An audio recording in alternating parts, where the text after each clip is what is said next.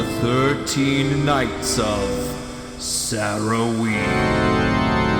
Hey besties, it's Sarah. Welcome back to my channel. Today I'm bringing to you a dark academia reading vlog. Dark academia is one of those genres that's been very hit or miss for me. I have tried quite a few different books and I've liked some, I've disliked others. First book that we'll be reading is Ninth House by Leigh Bardugo. I still haven't read this despite it being one of my very anticipated releases. So now is the time. I'm going to pick this up and we're gonna see if I enjoy Ninth House. It ended up on a lot of people's favorites last year. I think a lot of people were reading it in preparation for the sequel that came out this year. And then lastly, I'm going to be reading Vita Nostra. I believe that this is a book that is translated from Russian. I don't know a lot about it. I just know that I've seen it on certain people's channels. I know that it's one of Elias's favorite books, and I've also seen Jordaline vlog reading it and she really enjoyed it. I guess I chose 2 fantasy books for this Dark Academia vlog. I didn't mean to do that, but that's just kind of how it's ended up. Okay besties, I am 60% of the way through Ninth House by Leigh Bardugo. I just say, I am enjoying it. I was not sure what I thought of it the first half. Like the first 50%, I was like, my brain kind of hurts because this world building is a little all over the place. So in this book, we have our main character, Alex, and she used to be a pretty big drug addict because she has always been able to see ghosts, and it's been really traumatic for her. So she spent most of her teens kind of hunting down a high that could prevent her from seeing ghosts. And so she just lived a very troubled life. And one day, Yale comes a knocking on her door and they're like, hey, do you want to come to Yale with a free ride and become like the guardian of this society called the Leafy Society? Basically, what this society does is they monitor all of the occult happenings on campus. So there's all these organizations and secret societies that do different spell work and different magic just so they can be successful and rich and whatever, all the people you would picture being at Yale and New Haven, Connecticut. So her job is to make sure that none of them are like abusing their power or like injuring innocent people. And so she has to attend all of their ceremonies. But the thing about this book is that everything is introduced a little bit out of order. There's 2 third-person limited POVs. We have Alex, who is the main character, and then we have Darlington, who is kind of her mentor. Like he is a senior at Yale and he has been the one in charge of being the guardian of the Leafy Society all this time. And so in Alex's POV, we're a little bit in the future and Darlington has actually gone missing. And then in Darlington's POV, we're kind of getting his impression of Alex, like when she first came to Yale and whatnot. And then in between all of that, we just get a little bit of history and sprinklings in of like the world, the society, the magic, everything, as well as like Alex's backstory and Darlington's backstory. And so because it bounces around a lot, Leigh Bardugo is very much in control of how much she tells you and when, and it was really frustrating for my brain up to that 50% mark. I also was finding myself a little bit disinterested. Like it took me a while to get through that, but now that I've gotten over that halfway hump, I feel like I'm getting really into it. If you've read it before, you know that the plot really starts to heat up at a certain point, and I am into it. Like there's this one scene where Alex chokes out a girl from one of the secret societies, and I feel like that was the turning point for me. Like when she did that, I was like, okay, yes, I'm here. I am standing Alex Stern. Okay, let's go. I also these days don't read a lot of fantasy, so sometimes when I try to read fantasy, my brain just like physically hurts because the world building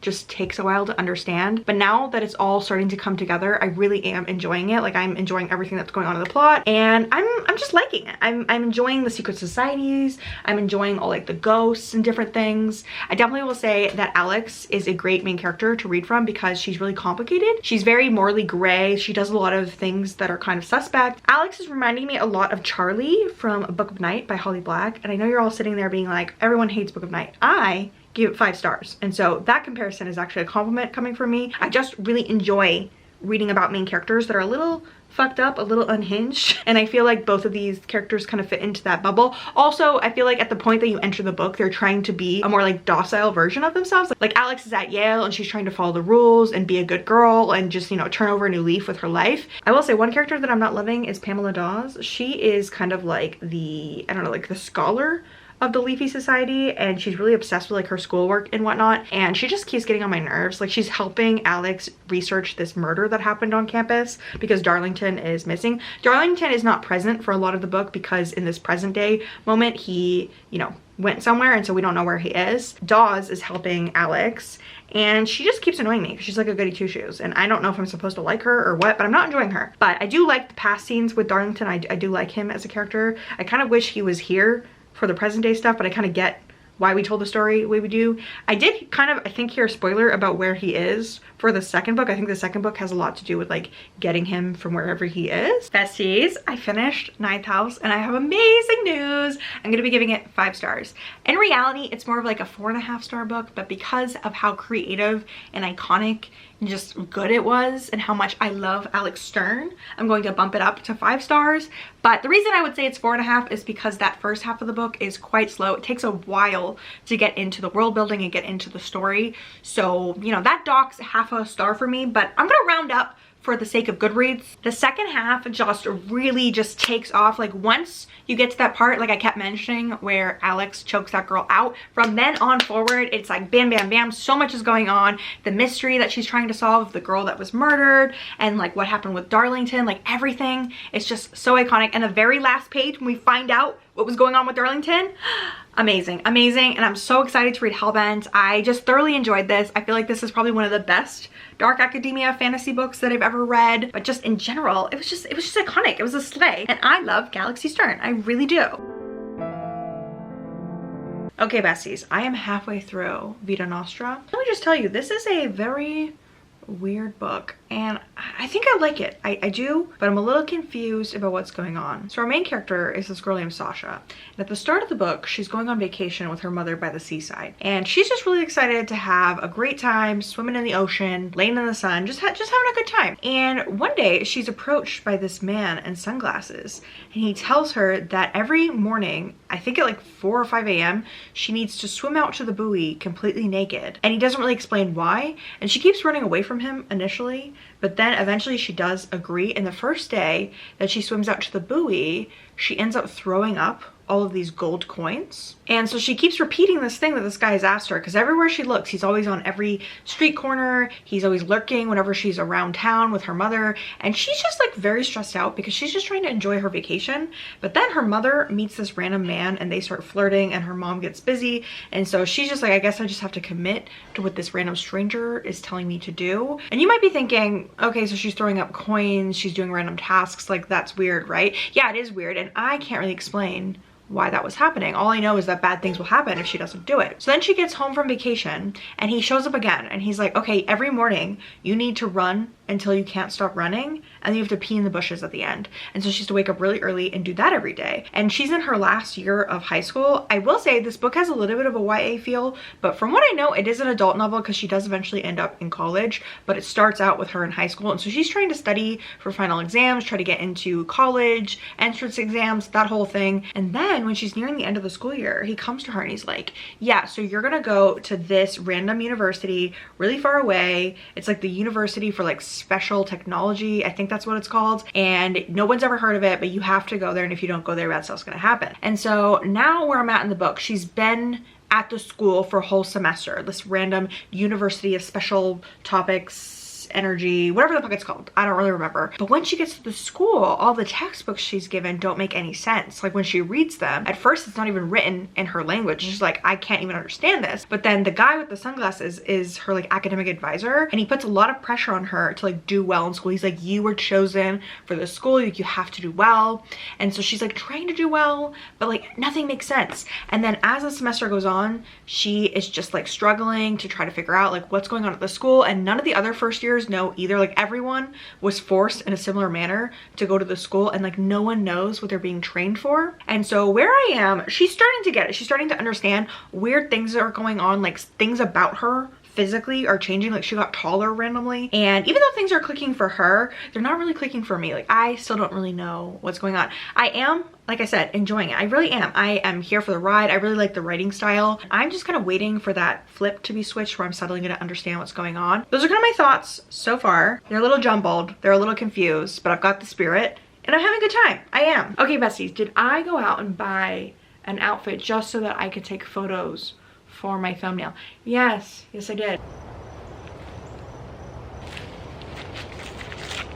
Also guys, I'm wearing Crocs. Is this Dark Academia? I'm actually gonna take this off because it's very hot in here right now.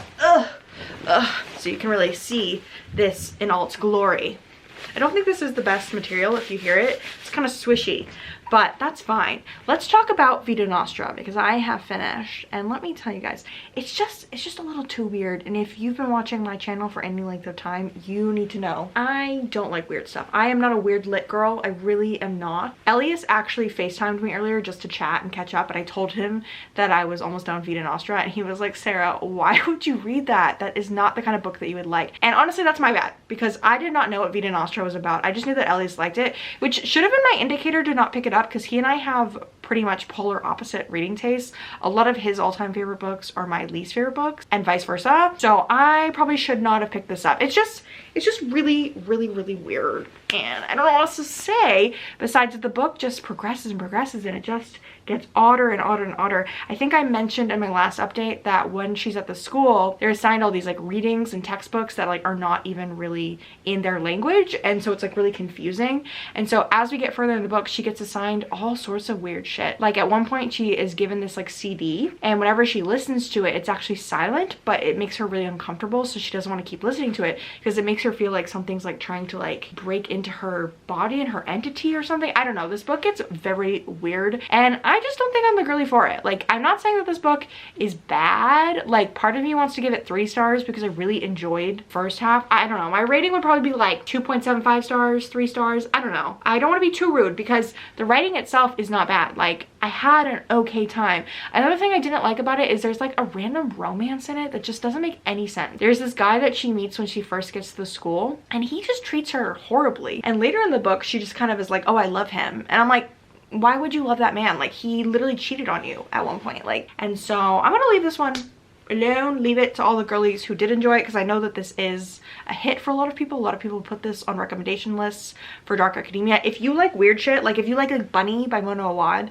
I think there's a good chance that you could like this. Like if you're just like a weird lit person, then you probably would like this. But for me, that's not who I am. And again, I don't really know what I'm gonna rate this. I think I probably will give it like 3 stars on Goodreads because I didn't hate it. I really did not. And I really enjoyed the first half of it. It's just that the second half is so unhinged and so out there. I am just not an out there girl. I'm really not. I think I also just feel bad because the last vlog I posted, I did not like any of the books I read. I read best horror books of all time according to booktubers. I watched a bunch of booktubers recommendation videos, and then I read the top 3, and I literally gave all of the books 2 stars. And so I think I'm just like, guys, I'm so sorry. I'm not trying to hate things because I really did love Ninth House. Speaking of Ninth House, I actually got myself a copy after I read it because I was in the UK and I saw this edition. I really enjoyed it. It's very similar to the American version, but I don't know if you can see it. The snake has little like iridescent scales on it. I feel like it's not showing up on camera, but I really liked this edition. I liked that the snake had like some color on it. I also got a copy of Hellbent at Waterstones because it had sprayed edges, but I'm not going to show that to you guys right now because I am putting together a video of a book shopping vlog. But that pretty much brings me to the end of this dark academia reading vlog.